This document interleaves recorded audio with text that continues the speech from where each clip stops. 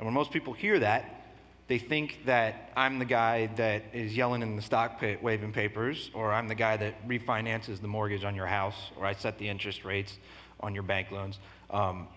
Myself and most other economists do none of those things. Instead, the job of the economist is to take data and build models that predict the way the world works. And usually, that's a human process, right? And all economists start by learning about the same model. This is called supply and demand curves, right? And this is the first model that every economist learns on the first day of Econ 101.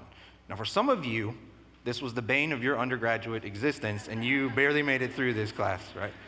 But for those of us that really liked it and enjoyed it, it was something really neat, because it's an abstraction of the way the world works, but yet it's simple, and there's a power to it that helps you make high-level predictions about a complex system.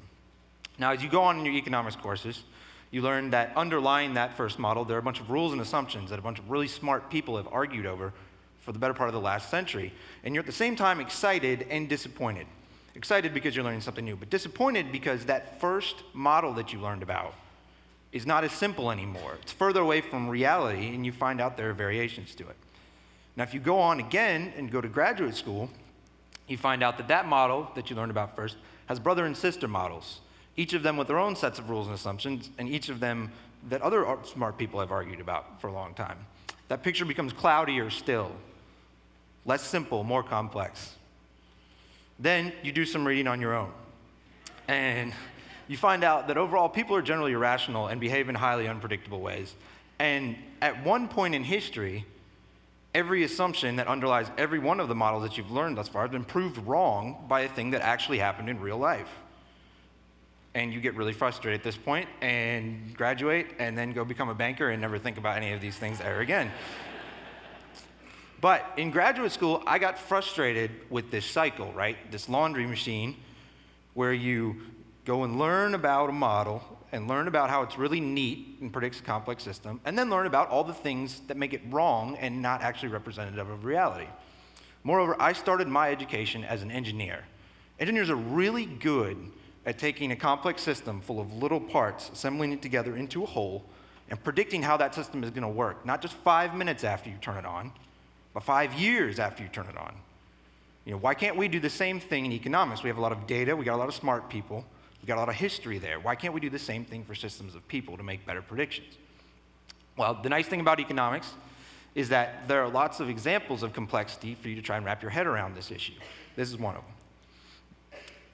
This is a graph of stock market activity across a number of different stock indices in the year 2007. And what's special about this graph is that this is only activity carried out by automated trading algorithms. That is, algorithms that go out and search in the stock market for patterns. When they see the right pattern, they execute a sale or they buy that stock, right, without human intervention. You can see here, this is pretty much blank. There's not a whole lot going on here. This was a typical day last year.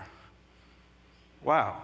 So what happened there, right? Did robots take over? So before you go home and talk about the crazy guy at TEDx Columbus that told you robots took over and cash out all your 401k and hide that money under the mattress, don't do that, please.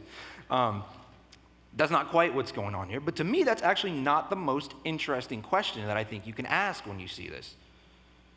So the difference from 2007 to 2012 represents a trend, a pattern, right?